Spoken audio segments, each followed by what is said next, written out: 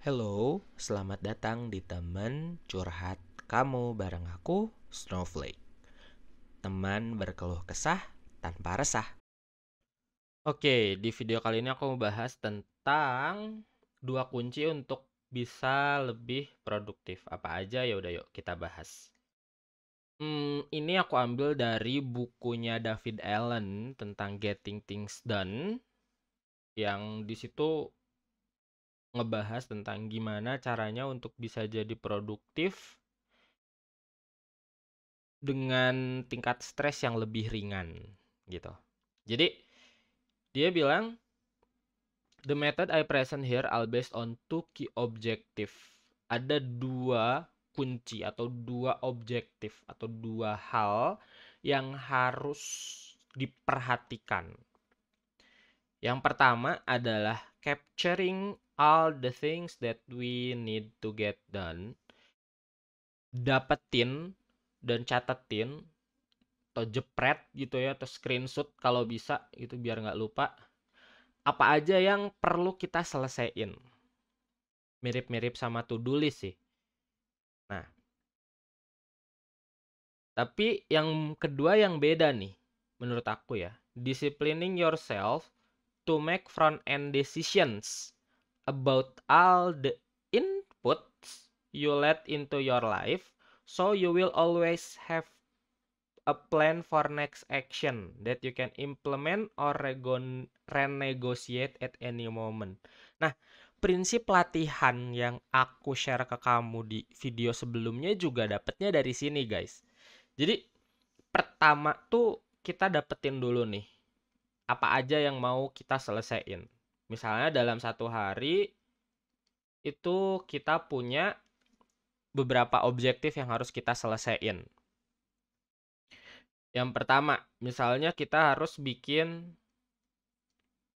4 video. Ini misalnya aku ya contohnya ya. Sehari aku bikin 4 video. Gitu. Nah, 4 video ini ada beberapa listnya nih gitu. Yang pertama, tentuin topik. Tentuin topik dan catat di Notion. Catat di Notion. Terus setelah dicatat di Notion, aku pindahin ke aku pakainya Links Whiteboard. Ini ada di Whiteboard. Ini ada di Microsoft Store gitu. Ini aku coret-coret ini pakai ini nih, pakai Links Whiteboard. Terus selanjutnya yang ketiga siapin Streamlab-nya. Siapin Streamlab. Yang keempat baru recording. Di sini selesai untuk tahap 1.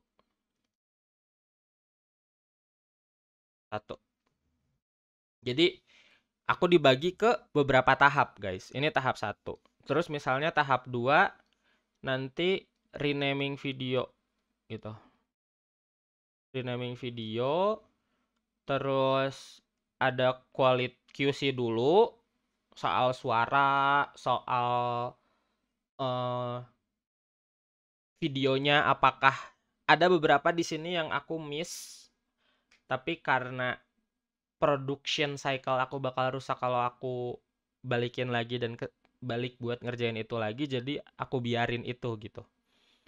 Karena at some time kalau udah kerja batch banyak kayak gini, pada akhirnya kalau mau berubah lagi tuh kita harus berat gitu loh.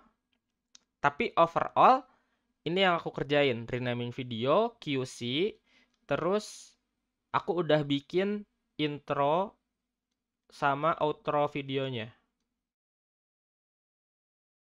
Nah, setelah itu baru ini disiapin ya. Aku udah siapin. Terus udah itu masuk ke Premiere. Premiere buat gabungin. Gabungin video raw ini terus di intro sampai outro dan di sini jadi video siap upload.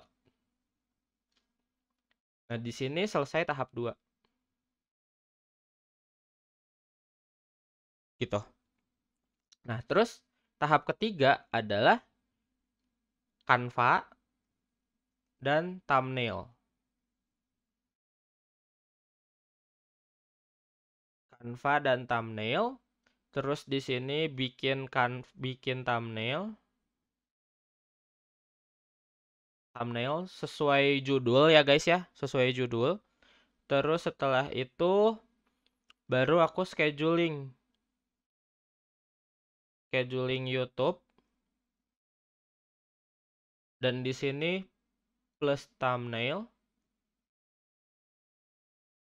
Baru selesai tahap 3.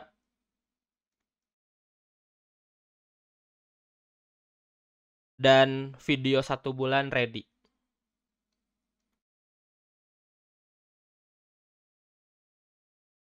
Gitu. Jadi pada akhirnya dalam 1 hari, ini nggak aku kerjain 1 hari ya, bisa jadi 1 tahap ini 1 hari gitu. Jadi tahap 1 aku ngerjain 4 video di 1 hari. Tahap 2 aku ini ngerjain di hari kedua gitu kan, hari pertama. Wait. Misalnya ini tahap 1 di hari pertama, terus ini tahap kedua di hari kedua, dan kalau misalnya bisa ini sekalian selesaiin di hari kedua juga gitu. Hari kedua. Jadi pada akhirnya aku nge-capture dulu nih apa aja yang harus aku selesaiin flow-nya, dapetin flow-nya. Jadi ini aku dapetin flow-nya semua, ini juga dapat mikir ya. Terus disciplining yourself to make front-end decision about all the inputs. Nah, ada momen dimana aku pengen ngubah cara kerjanya dari yang asalnya cuma 4 video dan dikerjain per hari. Terus aku ubah. Jadi gimana kalau kebawahin gitu loh. Jadi misalnya aku nge-take sampai 8 video misalnya. 8 video. Nah, kalau dengan cara yang sebelumnya, 8 video untuk 2 hari selama 1 bulan. Nah, di sistem yang kedua, aku bikin 8 video untuk 1 hari selama 2 bulan. Gitu. Nah, sekarang aku pakai sistem yang kedua. Untuk pindah dari sistem pertama ke sistem kedua pun butuh adaptasi lagi. Tapi yang jelas, ketika kamu udah tahu selesainya, indikator selesainya, ketika kamu udah tahu indikator selesai, gitu ya, dan kamu tahu mulai dari mana, terus balik lagi ke latihan itu, kamu mulai dari sini gitu. Karena aku ngitung kurang lebih selama setahun, aku tuh butuh sekitar 49 sampai 52 video per hari. Nah, makanya aku cicil nih. Hari pertama 4, hari kedua 4, hari ketiga 4 gitu kan. Hari kelima 4. 1, 2, 3, 4 gitu kan, 5, 4. Nah, dari sini aku mulai pindah nih. Dari bulan 5 ke 6 tuh aku mulai pindah 8. Jadi di sini 6, bulan 6 sama 7 gitu. Terus nanti tuh pindah 8 lagi gitu. Sini buat bulan 8 sama 9. Nah, jadi pada akhirnya ininya bakal tetap tercapai, tapi lebih ke beda cara aja. Nah, dengan ini nih ya. Dengan kamu dapetin itu semua, terus disiplin juga buat pada akhirnya mulai dari akhir tentuin depan, dan dari depan dibalikin lagi ke belakang. Jadi dengan sistem kerja yang seperti itu, kamu bisa ngeblok waktunya. Kamu bisa ngeblok waktu untuk kapan bisa selesainya dan predik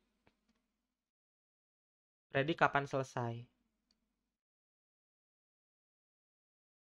Jadi kamu bisa lebih banyak ngatur waktu untuk ngerjain hal lainnya juga. Gitu loh. Kebayang nggak?